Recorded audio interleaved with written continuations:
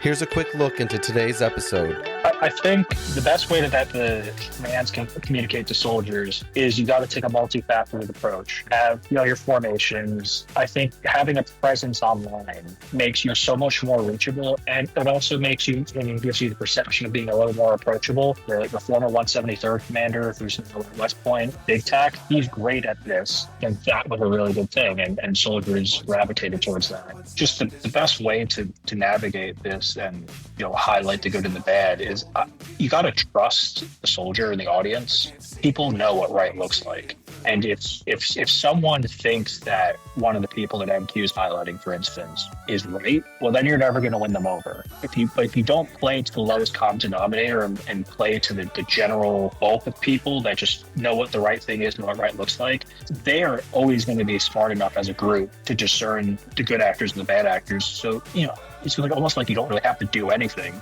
The people that are bad will expose themselves. The people that are good will shine. The cream will rise to the top. And I just think you just got to put a lot of trust into the general soldier to discern that. To quote a very good leader, probably the best leader in our Army, social media and the meme pages is an enduring man climate survey, but where soldiers are a little more honest because they don't feel like it's like the NEOC survey where people write a comment about it, it's going to be obvious it's them.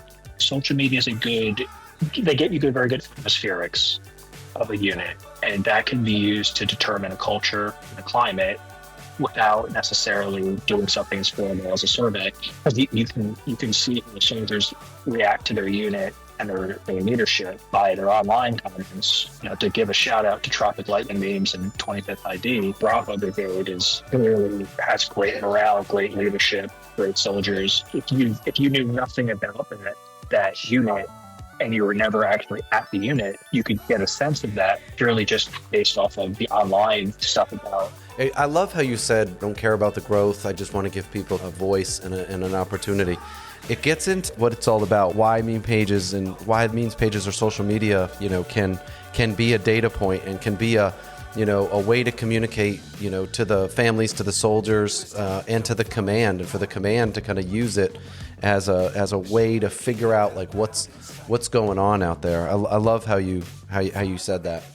I want people to view the page like if you're in the unit in the Corps. I want it to be a morale booster for you.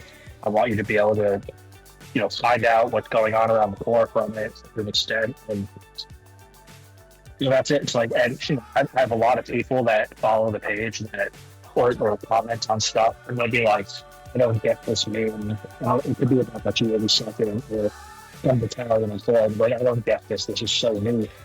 I'll respond to them and be like, well, yeah, it's not for you. It's like I'm not making the page to attract to a broad audience. It's for a narrow audience, and that's a you problem, not me. Yeah.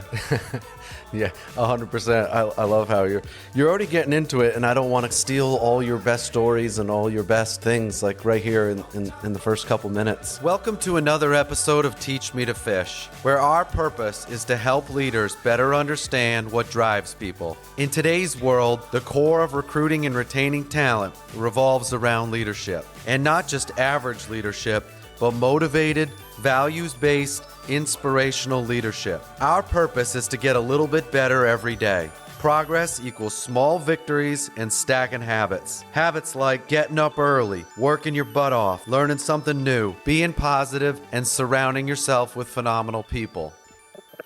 What's up, brother? How are you? Good, how are you? I didn't know. I forgot you were a Patriots fan as well. So, why is he a big Pats fan as well? So, yeah, it's another reason why I like him. Yeah. With Knicks out for the playoffs, we literally just have to beat Houston, and then that's it. Holy cow! I know. I don't want to think too far ahead because that's how things work in the NFL. Well, the Patriots better make it to the Super Bowl, otherwise I have to shave my head. You made the bet? Yeah. Yeah. Are you a Pats fan, or are you just rooting for him? No, I grew up a Pats fan. Yeah. I root for everybody except the Jets. Everybody. That's just too easy, though. Yeah. Last night, we were downtown for a volleyball tournament, and we one of the guys I was hanging out with is a Seahawks fan. So I said, let's go down to the Ala Moana shopping center, like right in between one of the games. And I was like, but we got to be careful because if we come around the corner, it could be all 49ers fans. But we came around the corner and there was probably 200 Seahawks fans all hanging out right there. Just it was awesome. What a scene. They were up by like 40 at that point. Hey, before we kind of get like right all the way into it, right? The whole purpose of, the Teach Me to Fish podcast, right, is to better help leaders understand what's driving people, right? We started this whole thing because I wanted to help the Army with its recruiting and retention challenges, right? And the best way to do that was to talk to hundreds of people. And then I said, well, how am I going to capture what those hundreds of people said, right? And I was like, okay, I'm going to record it. And then so these conversations became a vehicle for me to kind of figure out what people are saying. And what you're doing right now gives me, us an opportunity to hear from thousands and thousands of people through your voice, right? And so I appreciate you doing this with me today. But like, in order for people to kind of know, like, okay, who you are, what you're all about, we'll call you Q the whole time from Dank Memes. But like, what is it? Who are you? Who are you? What do you want people to think when they hear your name and without giving it up? And then what do you want people to kind of think when they hear about Dank Memes? Well, when people hear my name, I want them to know that I'm just someone who cares. I care about my fellow soldier and people. When people think of the Dank Memes page, I want them to think of me and the other admins as also people who care. But we're here to raise morale, highlight the good and the bad that's going on in the Corps, and offer some commentary on what's going on in the day to day that soldiers are characters see in the news, and kind of be a sounding board or mouthpiece for what me and the team view as the general consensus of the Corps and of the rank and file. Yeah. And, there's so many different ways over the years where, a command team or a group, you get everybody in formation, you learn from your soldiers. You got, these DOC surveys. There's so many different ways that I think people can learn about what's going on in the minds of their soldiers. They can see them during PT, right? We've heard a lot of them. And there's no one panacea. There's no one exact way to kind of figure these out. But that's something I think is kind of the theme of of our conversation today, which is like, as you've been growing up in the Army, what are those ways that are kind of, having the greatest effect to share what the soldiers are thinking, what the leaders are thinking with each other, share with their commands and such. So like, before we get into like how you got started with the Army, tell me a little bit about like what of all those things have you noticed over the last few years is having the greatest way to kind of communicate from the command to the soldier, from the soldier to the command? Well, I think the the best way that the commands can communicate to soldiers is you got to take a multifaceted approach. You have your formations, but I think having a presence online makes you so much more reachable, and it also makes you, in my opinion, gives you the perception of being a little more approachable. His name escapes me. I know you'll know who I'm talking about. They're like the former 173rd commander who's now at West Point, I think Big Tac. Yeah, Mike Klepper. He's great at this because when he was in the 173rd, he reached out to all the meme pages that were from there and basically interacted with them and had his instant presence. And that was a really good thing. And soldiers gravitated towards that. The family of Rosedale, Victor 7, the fifth plus USM, also is a really big online presence that soldiers gravitate towards. And I think any leader should, in command or in a major position, should strive to try to do that because it's not a bad thing if you reach more soldiers. Yeah. Yeah. Thanks for sharing it like that way. It seems so simple, but there's people that are like, I don't care what you say. I'm still not doing it. Like it, right? And it takes a special person to put themselves out there online to do that. I mean, just because you don't do that doesn't mean that you're a bad leader. It's just not everyone's comfortable with it. It is the way of the future. It's sort of like AI is the way of the future. With how we're integrating Mavens into everything that we do now. Um, it is the future, so it's like you kind of adapt or die. Not to sound too bleak on it, but Yeah. 5, 6 years from now, what's the AI form all those instances in the army, like social media and the Instagram pages are also going to be a major thing and to be a growing thing. And as we get more younger soldiers in and the next generation comes in after the current generation of serving, that's what drives them. So it's like the only way to relate to your soldiers is going to be through social media for the most part. Yeah. And I was going to ask this like later on, but this seems like the right moment. There's a lot of people trying to do what you're doing, right? There's a lot of military influencers right now. There's a lot of people that are out there that are trying to create this presence, right? And in some cases, for all the wrong reasons, right? For what they're doing, or call it cringe, call it whatever you want to call it, to why it's just not working, or maybe it works for a short period of time, but then it kind of falls off.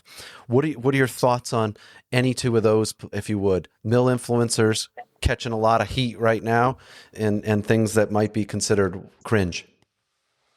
So my personal feeling is I don't think you should use your uniform to monetize um, a brand for yourself. Nor do I think you should use your service as a way to build a brand for yourself that you're monetizing.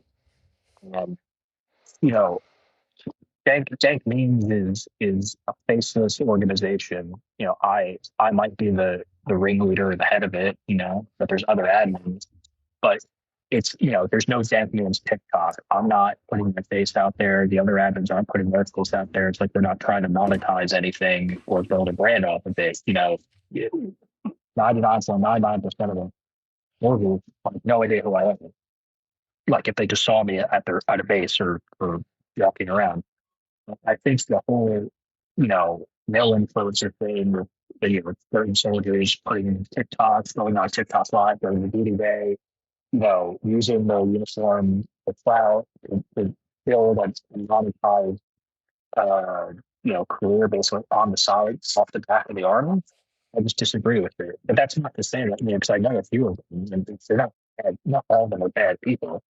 And I would hate to be someone to pocket watch someone because I also believe in capitalism. But you join the army to conform to the army. The army doesn't conform to you. When you give up certain things and you join the army, I think you shouldn't. We're all meant to want to serve. And so when you start thinking about yourself, I think that's when you start going off, to the deep end, and you kind of lose the plot and why you're meant to be serving in the first place. Yeah. Yeah. What made you join the army in the first place? Like, what made you want to do this? So when I growing up, I spent most of my life growing up in New York and Florida. Uh, when 9/11 happened, I lived in uh, 82nd Street in Park and Rex. It was a 3 block away from the Met and Central Park. And I was the only kid in my class and school that didn't lose a parent to the Twin Towers. So, and I actually, like my mom's brother worked in the building for Maryland that got hit by the debris that ended up falling anyway. And my dad was actually in the plane at the time coming from Boston. So 9/11 hit really hard, hard for me. I remember my parents basically going to funerals from all the way until like January, February of 22, sorry, 2002. Um, so, and from and also a personal note, like I lost all of my sports coaches because they were my friend's dad. Like they all died. And I remember the second tower going down. I remember everyone getting pulled out of our school. Um, and, like the one parent that wasn't, you know, killed during it. I remember the dust cloud. The city was like incredibly dusty from the debris and everything. From that point on, I was like, I want to be a soldier. Like, like, I want to stick in the country. And that stuck with me. The life of course not me making a mistake. And I was the first person I saw that actually joined. Now, my dad is English, so like my dad's ancestors in England served in the British military, but there was really no history of service in the family on the American side. Yeah. And then, so when you started thinking about that, what age were you at this point? I'm sorry. So I would have been born in '94, so probably kindergarten. Yeah. Okay. And then when you probably got serious in high school, and did you sign up straight out of high school, or did you go to college for a little bit? So I wanted to join out of high school, and my mom was like, "Why don't you go to college, be an officer, do ROTC?" So I applied to West Point. I didn't get into like West Point. I applied to a bunch of other colleges, got into them.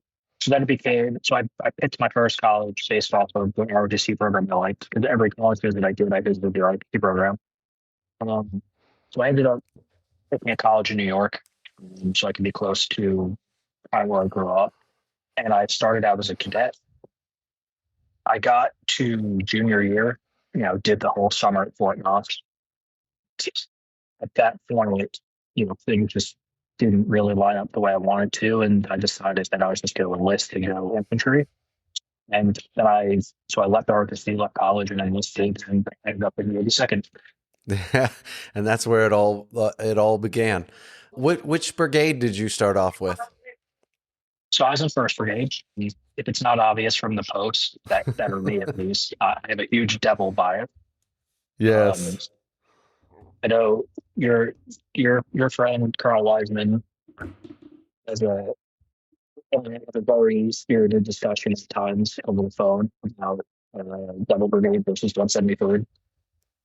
Um, I still believe the Devil Brigade is probably the best brigade in the army. But no, that's where I was brought up. I had a very rough go of it at first. Um, I learned a lot about good and bad leadership. I had a lot of great leadership. I also had a lot of bad leadership. But I think those early years in the 82nd molded me. And I wouldn't trade it for anything else. It made me who I am today. Yeah. Uh, I grew up in the Rangers, right? And when I was growing up in the Rangers, there was this talk about like never go to the 82nd. It's so bad. And then I got there as an officer, and I loved it. And so I was like, why were you guys, you led me to believe that it was so terrible here at Bragg or so terrible at the 82nd. And I loved it. So now I'm comparing like my first, life, my growing up in the Rangers versus growing up in the 82nd as a junior officer. And then I got, when I got to the 173rd, like later on, it was like this combination of both of them, right? It was this combination of the 82nd smashed with Rangers together. So some people were like, the 82nd's terrible, and some people were like, F the Rangers. But it was all, it was all jammed together there in the 173rd, and I found like it was a awesome combination of both of those. But my first platoon sergeant was from the 173rd, and I think he was like a private at the time when that whole like the shrapnel thing happened. Mm-hmm. And it was funny because he was incredibly toxic, but he basically his whole personality was based off of the 173rd and being in a Strepo. It's like, all right, dude, like that was several years ago. You haven't done anything since, and obviously at the time, because the PhD, like I didn't know that, but like looking back at it now, I was like, yeah, this guy really just he did a private and just let it carry him through until he made sergeant first class. And the irony is, he was a sergeant first class, and I was a PFC 10 years ago, and he's still a sergeant first class. Yeah, yeah, it sounds about right. And there's probably examples like that of in every brigade, wearing a patch on their right shoulder, and whatever. I won't even get into it. Where some of the what was some of your expectations when you kind of showed up to your first unit and you were like, this is what I'm hoping to get out of my first few years versus what it might have been. Well, so growing up, I always wanted to be in the 82nd and wanted to be a paratrooper. So when I when I went to MEPS, I couldn't get an airborne contract, and my recruiter was from the 82nd, and he was like, "Hey, you're really smart. So I have a 134 GT score. I would not have that." So he's like, "Just go to MEPS and get an airborne physical." So I'm like, "Okay." So I got an airborne physical. It was in my folder that I carried with me to OSIT, and when it came time to get our orders at OSIT, I originally got orders to second ID.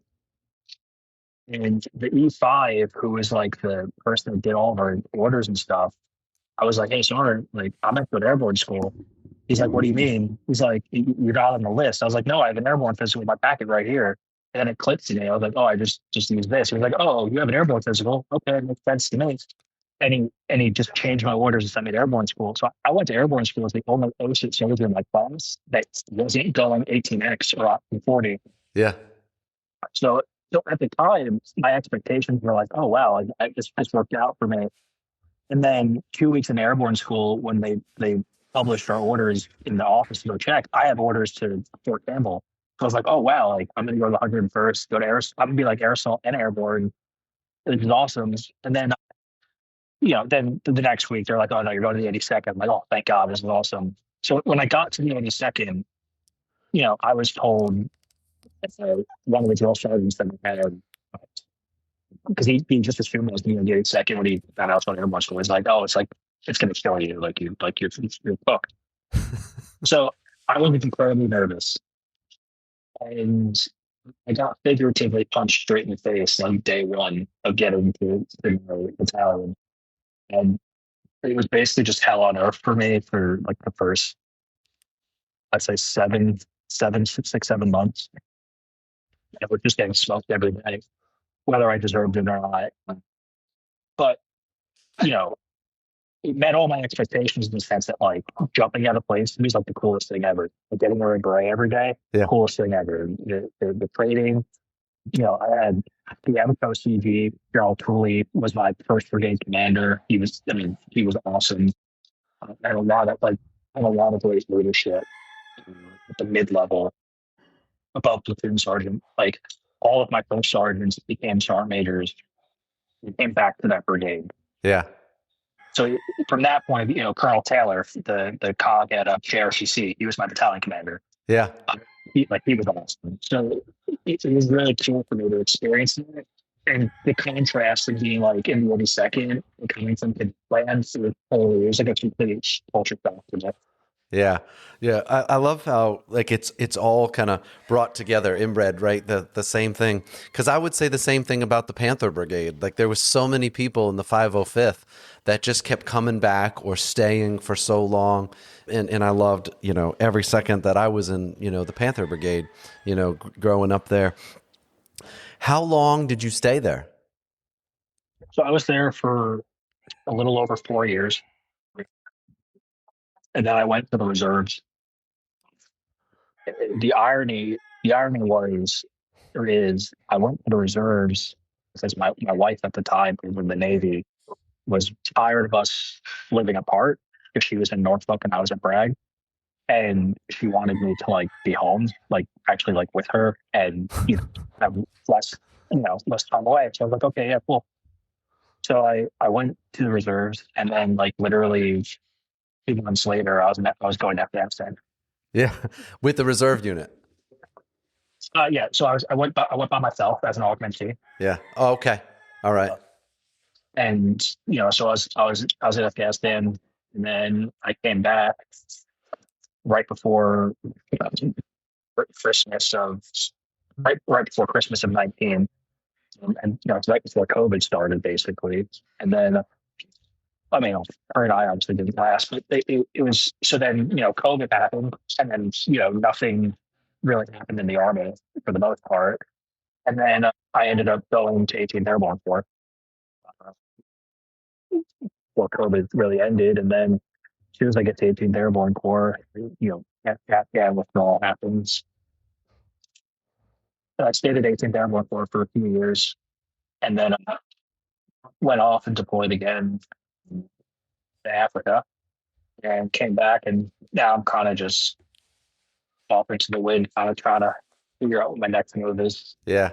Yeah. And when you say like, your next move, I want to kind of start to combine like what's your next move with like what you've been doing for the last kind of years. Like when we talked before, you said, sometimes it becomes like your duties and responsibilities become what you're good at, and what the chain of command or what the unit actually needs, like at this moment, So like, how did it become like, you started kind of developing this memes page. You started, finding that you wanted to use this page as a way to kind of give people to communicate while also doing kind of your daily life. So I think, in I would say the 100-meter target, as what I'm trying to work towards, I would like to probably look into going to OCS. Mm-hmm. Other admins are on the page are officers. The one that we just got out actually recently. I've got a lot of good mentorship. So like, I'm looking towards OCS, finishing what I started, because I started out as cadet with the intent to be an officer. In response to your other point, yeah, I've found, especially over the last like 2 years, that I, regardless of what my actual job is or career field, I end up doing what I'm good at, and what the unit needs more so than what my actual MLS is meant to be. At some point, I would like to turn over the page to the other admins fully and Mm-hmm. kind of move on, sort of like Penn from knowing what the fuck moments, where Penn keeps an eye on things, but like there's plenty of other admins. I kind of like to step back and just let other people, you know, take the page and run with it, and focus more on just other things. I'd like to eventually maybe do a podcast as well, like you do, sir, or like the Green Notebook, something like that. Yeah. But for the meantime, I kind of just take things day by day. Yeah. I when it comes to like how to share information, back and forth from the memes pages, what are some of the ways that you have found the best way to communicate, the best way to interact with people? Is it straight through DM? Is it like, how are you kind of getting some of this information back and forth and then sharing it? What are some of those ways? Well, if it's a meta unit, I know well. There's generally a dialogue between me and or an admin and someone in leadership there, people there. There's a lot of DMs. I would say 2 dozen DMs a day almost. I have like 300 message requests that I can see on the page alone. That like haven't even opened yet. So I also apologize to people if they DM the page and that hasn't been answered yet. But I think the best way to communicate or interact with soldiers is, keep your ear to the ground, listen to what's being said or what's sent in, hear people out, and then kind of post something that's a generalization of what the mood is, the battalion, or the division, or the brigade.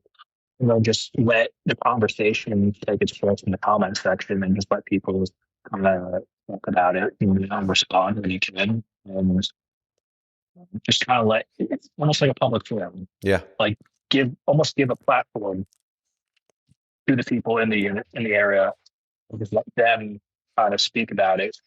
And not all memes are meant to be funny. Yeah. Some memes are just meant to be a conversation starter for a particular issue, whether it's good or bad. Yeah.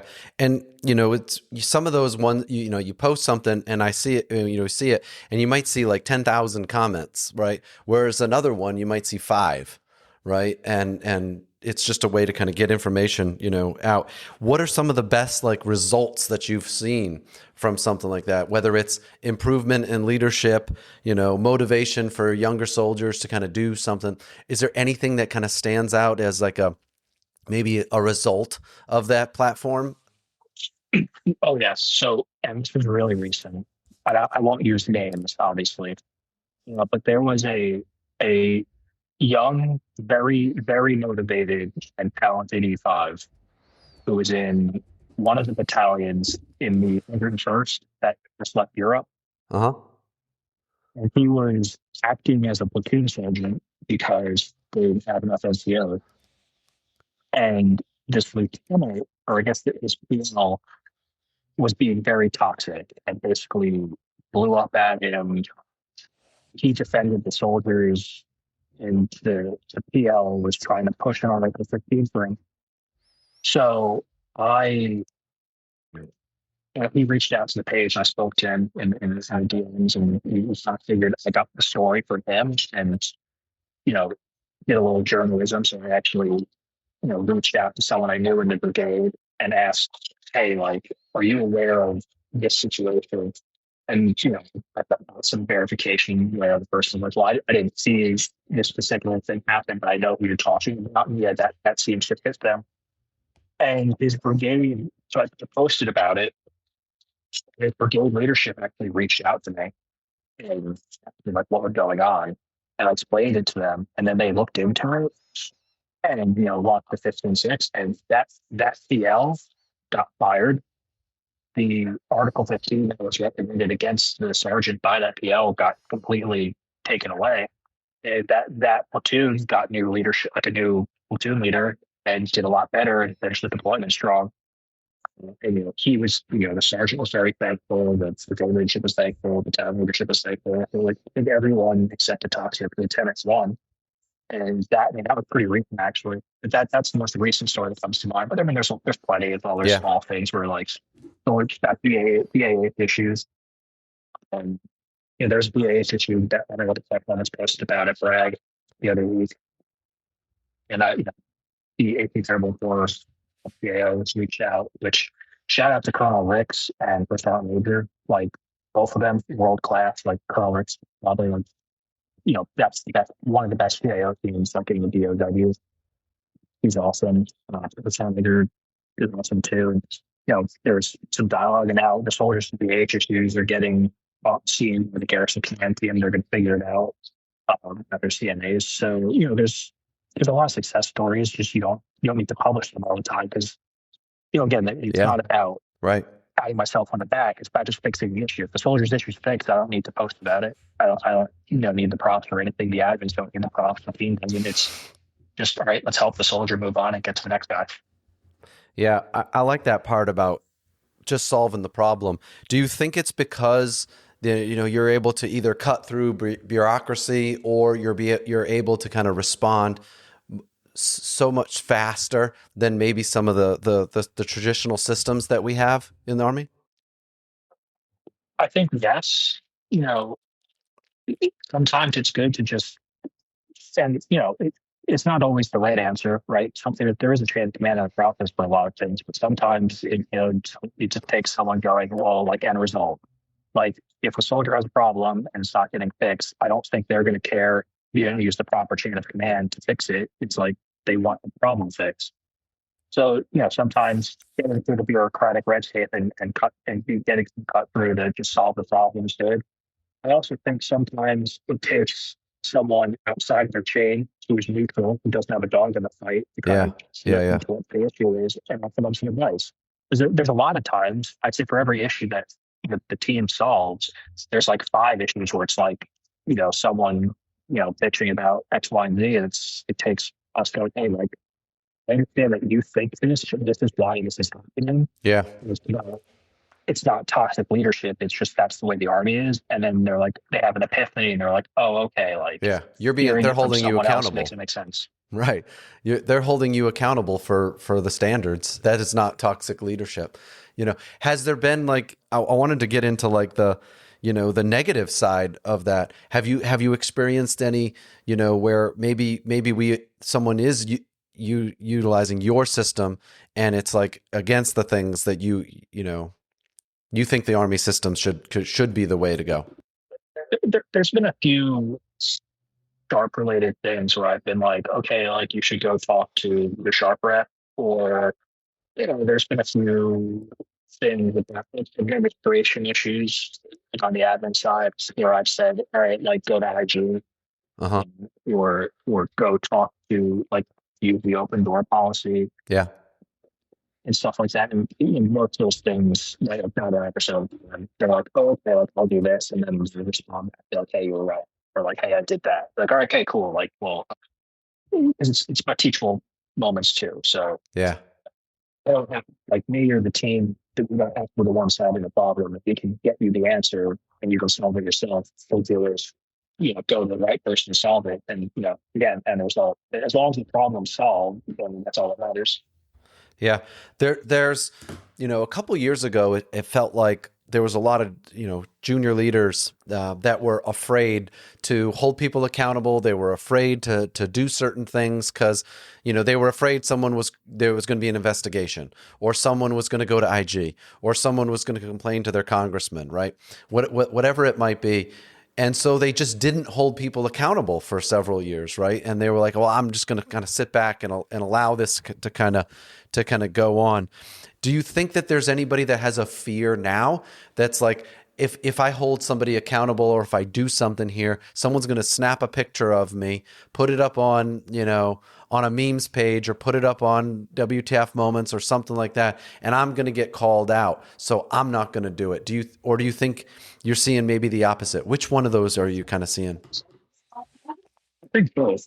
So I think people should hold people accountable. Uh, I think, and from what I've noticed, if you're not a toxic leader, and someone posts something like that, like a picture of you, and that it goes fancy there, all the WTF moments or whatever. Um, you know, Generally, if you're a good leader, like people will come up and be like, "No, this is ridiculous. Like you didn't do this, or like this is actually what happened." So it kind of polices itself. Um, I don't post, or the team doesn't post most of what gets sent in, and we're a little more niche. So we generally know someone in the units that are our biggest audience. So most of it just handled behind the scenes. Yeah.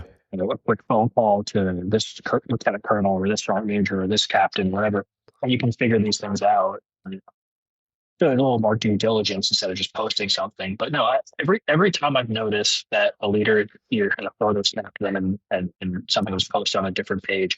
Generally, if they're a good person, people defend them, and it gets figured out. And if they're not a good person, and people just get onto it, well, then I mean, if the shoe fits, wear it. Yeah. I love holding people accountable, but on the same note, just because you have a rank on your chest, like when you take your uniform off, that you're just who you are. Mm-hmm. Your rank doesn't give you an excuse to be like an asshole. Yeah. I think some people have forgotten that, because once you take the uniform off, like that's the great equalizer. Once you take the uniforms off and you're in civilians, like, well, I'll just keep it. Like you put your pants on the same way I put my pants on. So, you know, people hiding behind their rank and using it as justification just to be a bad teammate, that I guess. Yeah. Do you have you seen any examples of people that were doing that? They were assholes. They just thought that their way had to be the answer. They don't care what everybody else, thinks. They're not going out there and collecting the information. Have you seen any examples of where something like what you guys are doing or other memes pages are doing have corrected, that leadership, or maybe exposed that kind of leadership? I've definitely seen, yes, I've seen all that. I've seen stuff that other pages have done get leadership under investigation, removed.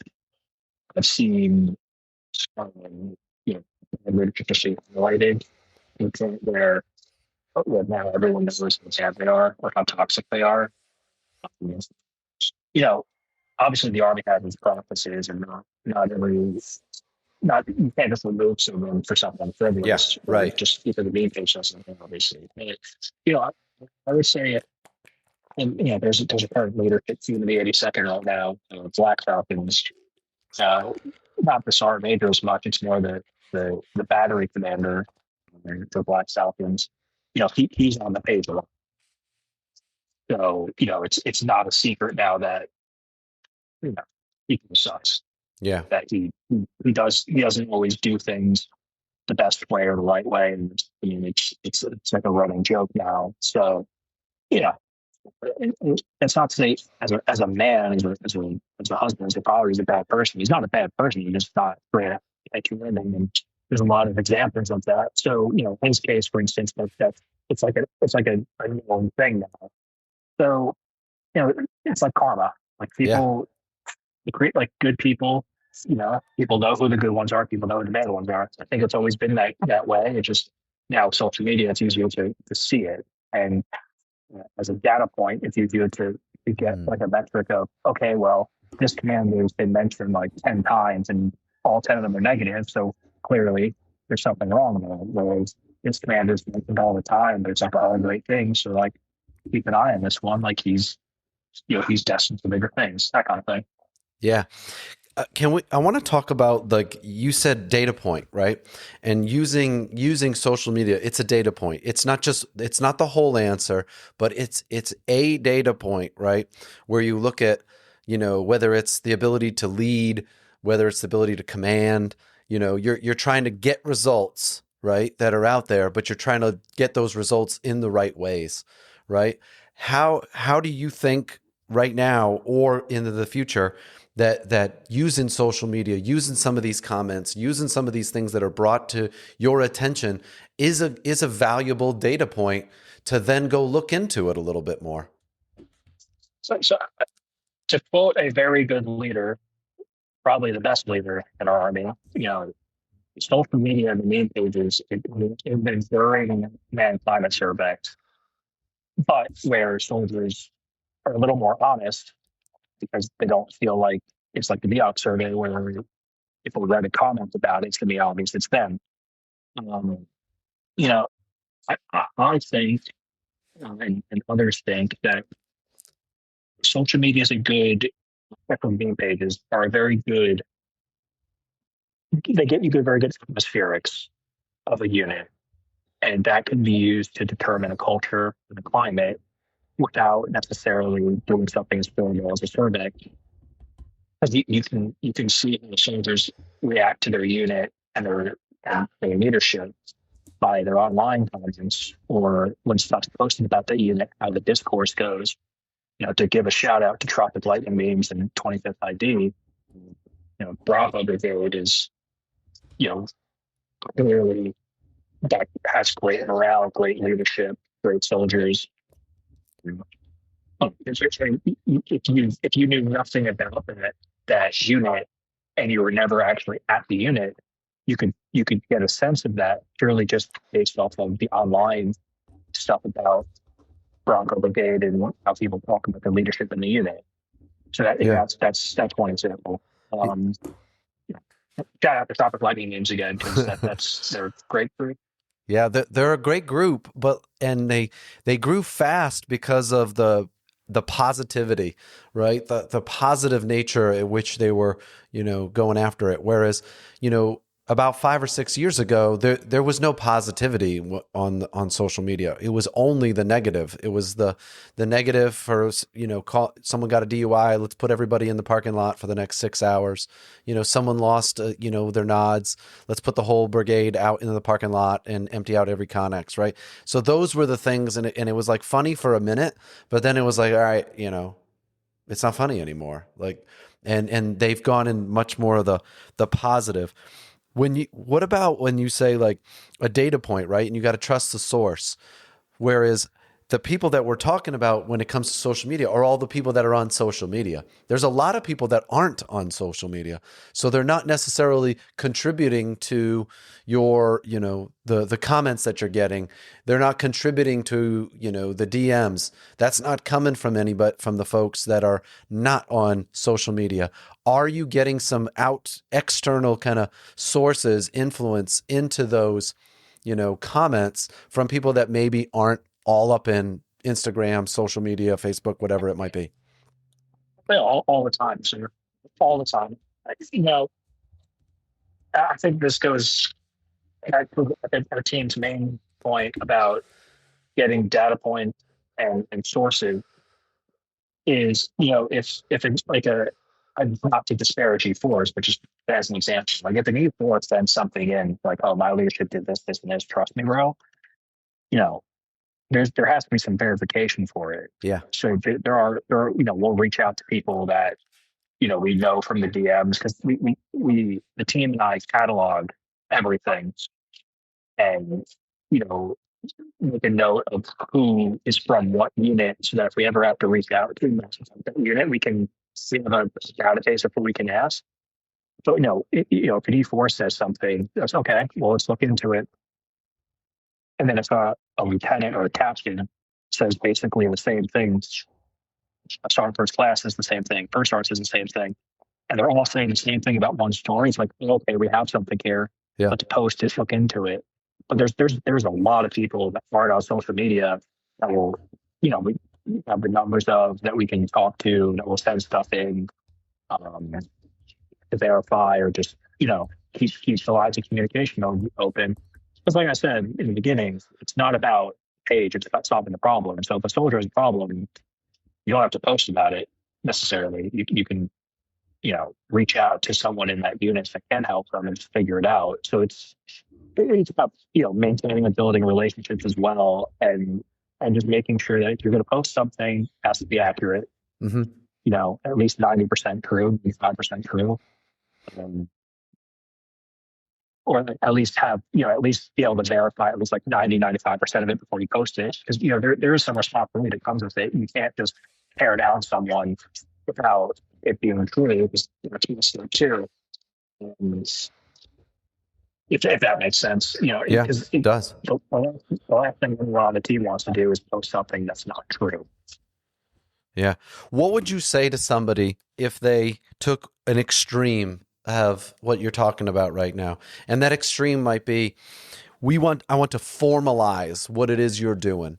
I want to smash what you're doing together with IG, together with the DOCs, and we want to formalize this. They wanted to do something just crazy as like make an MOS, make something like that, right? And what would that's one extreme. The other extreme would be to absolutely ban any of the memes pages, get rid of them. Anybody that's caught doing something like this, and like, you're smashed. Those are the two extremes. What are your thoughts in those two areas? Well, I think formalizing it would ruin the informal and anonymous part of it, which makes it work.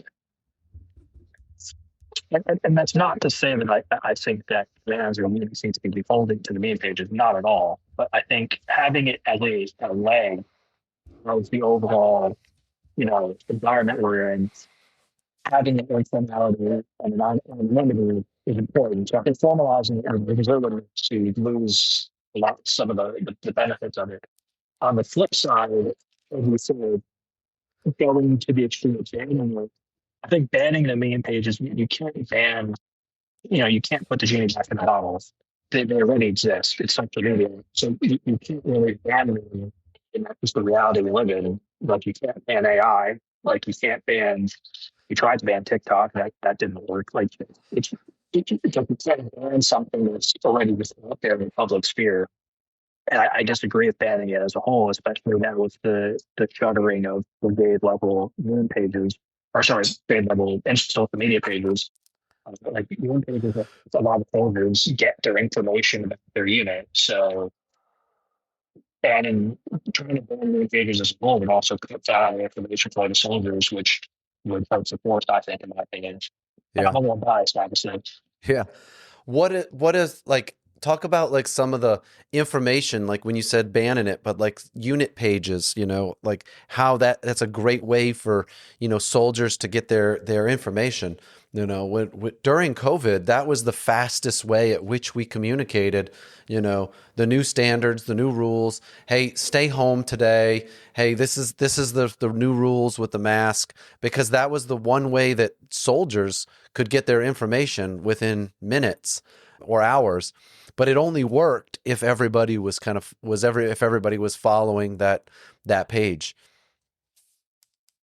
Yeah, and you know, you need buy-in, right? And I agree. Like I'd say that most of the meme pages in the military sprung up during COVID when everyone was basically home or off every 2 weeks or whatnot.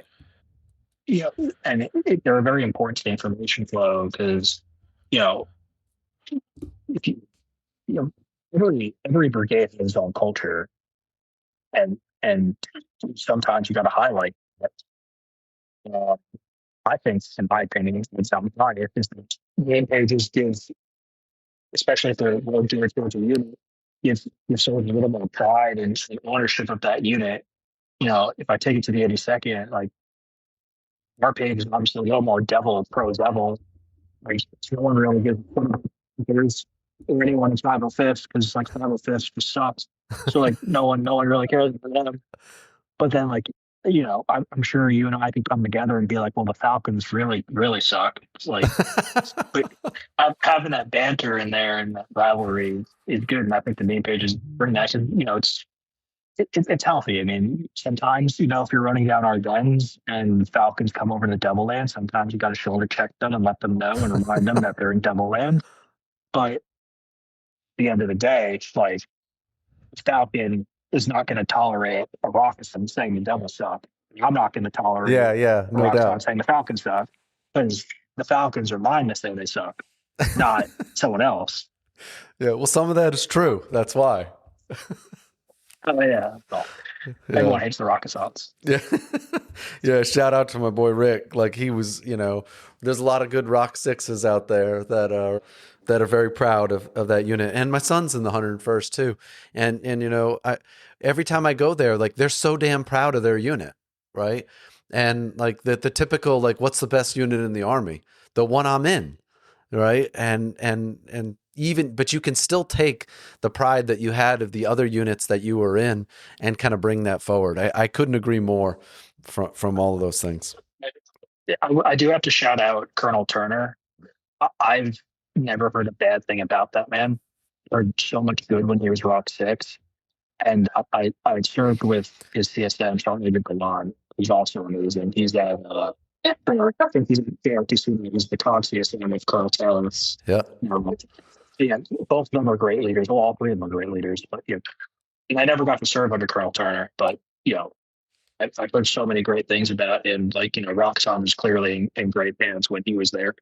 Yeah, that's what you just said was like a point when it comes to like social media, and it's like you don't have to tell everybody how good you are.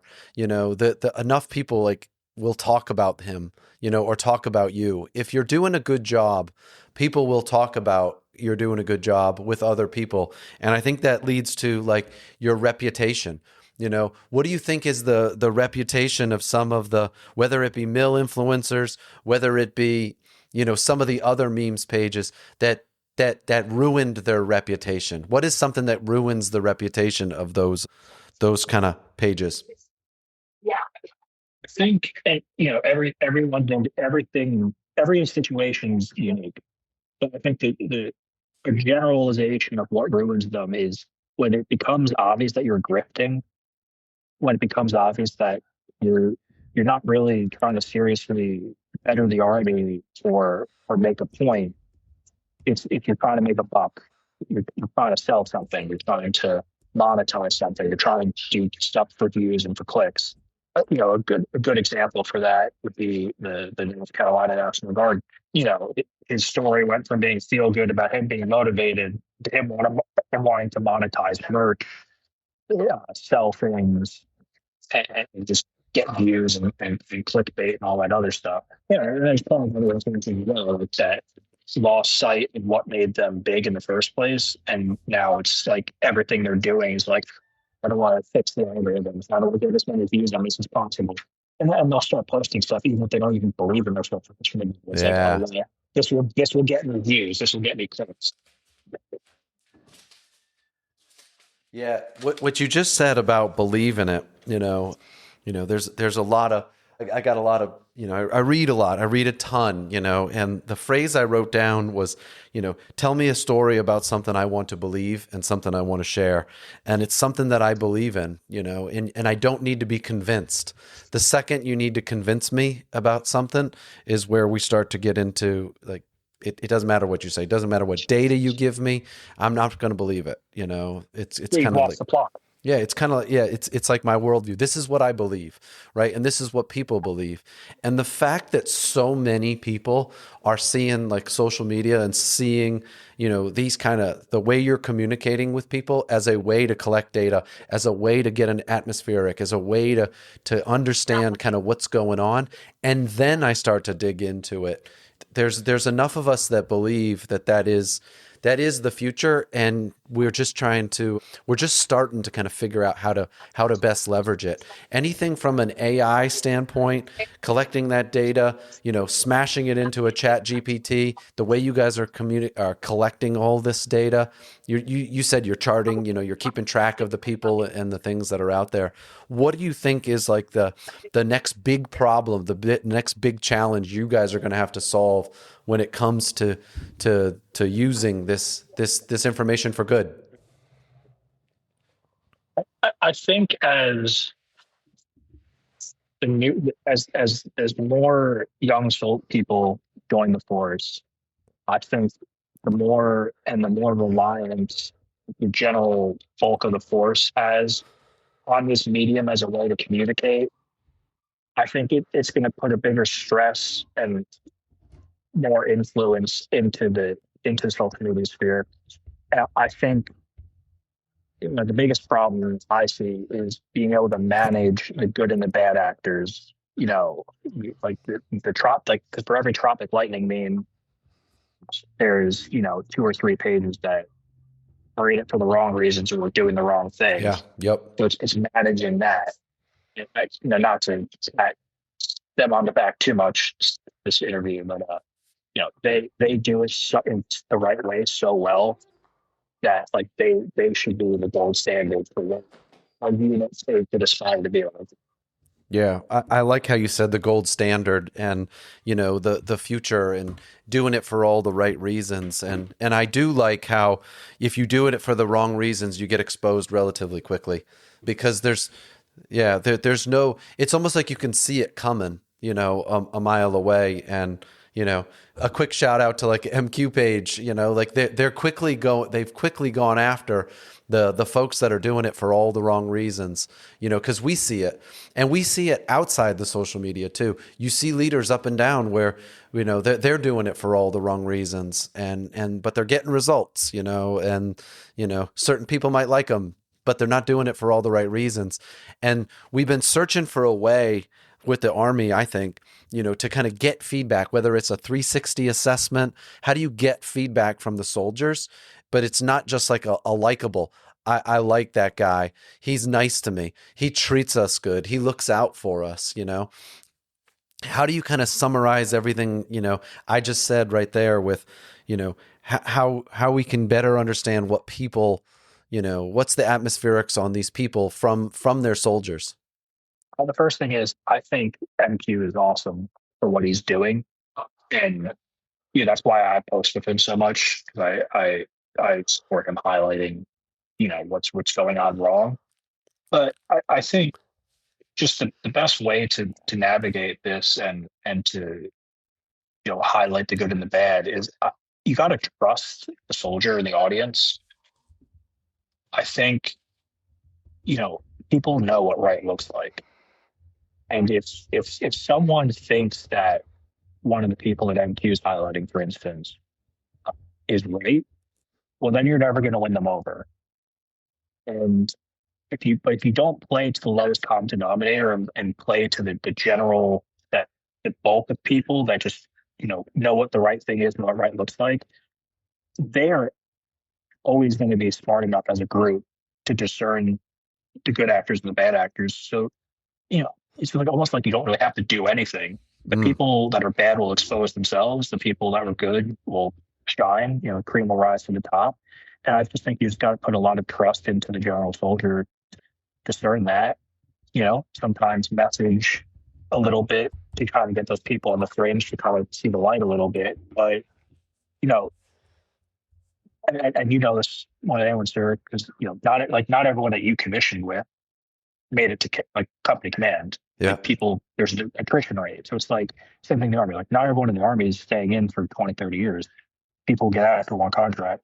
So, and the people that are going to stay in and be our future leaders, they obviously know what it looks like because they're making a career out of it.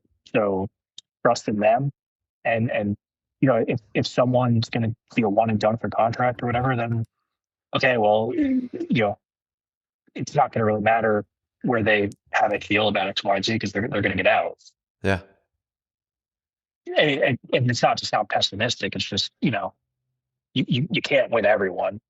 But if you win the bulk and just trust that, people will know what right looks like, then we'll be fine. And I think there's a lot of great leaders out there that emulate that, across the force right now, whether it be at 1 Corps, 18th Airborne Corps, 3 Corps, 5th Corps.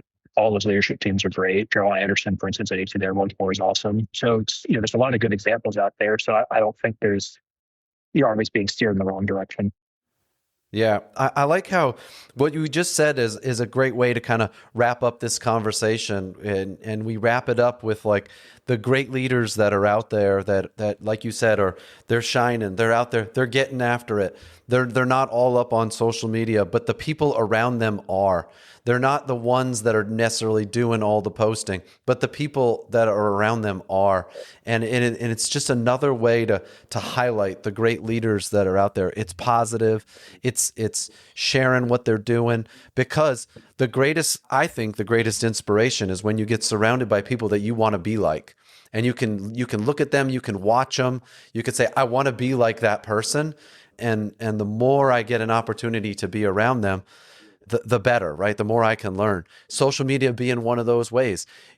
Somebody could be back at Bragg, somebody could be in Vicenza, somebody else is in Europe, in Germany, and we're out here in Hawaii, but we're all learning from each other right now. The fact that me and you are on the phone right now talking, you're walking down the street, right? And we are on a completely different time zones, but we're able to kind of collaborate, share these things together, learn from the different, the corps across the Army, and put all these things together.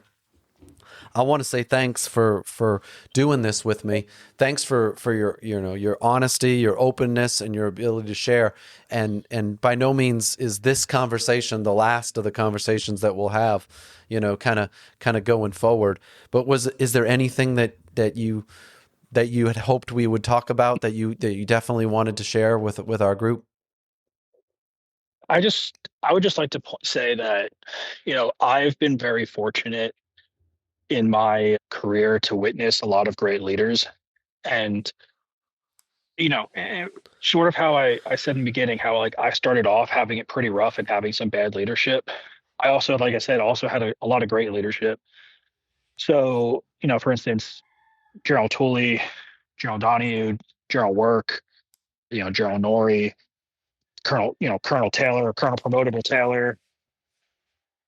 There's a lot. So the only thing I'd like to point out is to soldiers that are listening that, might hate where they're at now, or I think Tropic Lightning, the main guy you had on, alluded to this about his duty station before going to Hawaii, is like there is great leadership out there, and don't give up on the Army if you have a bad experience, because there's a lot of great people out there, and sometimes you just need to like a change of scenery to kind of get you on the right path. Yeah.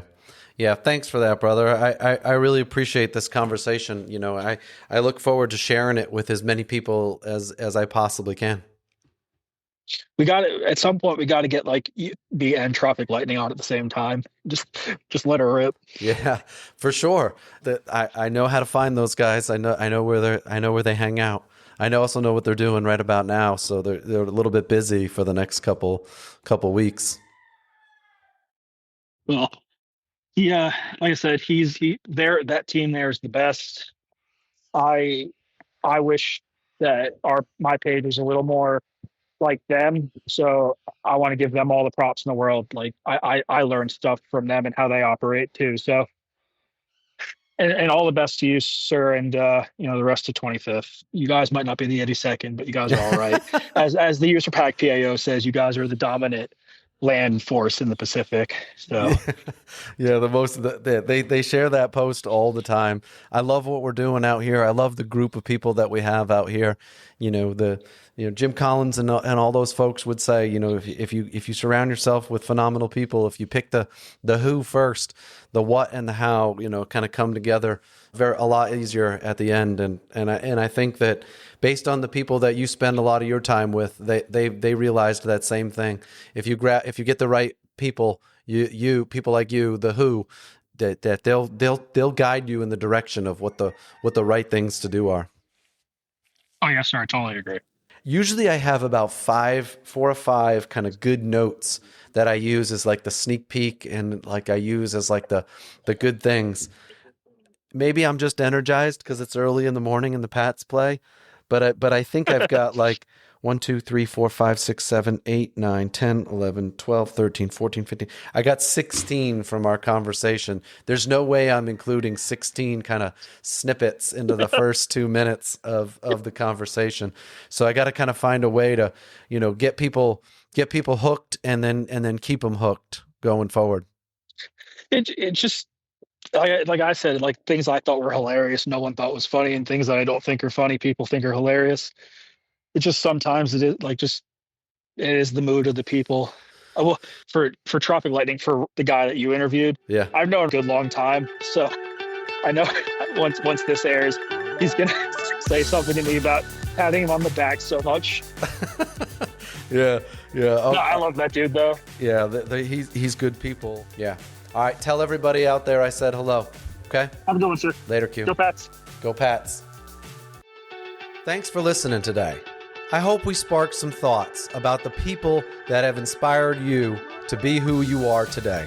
I hope you share some of your thoughts and better yet, demonstrate them for the people in your life. Our pursuit is to get a little bit better every day. Progress equals small victories stacked on top of each other, building like compound interest. Keep stacking these positive habits. Habits like getting up early, working your butt off, learning something new, being positive, and surrounding yourself with phenomenal people. Please share your comments at the links in the show notes and DM us at Teach Me to Fish podcast on Instagram or Facebook. Looking forward to our next conversation.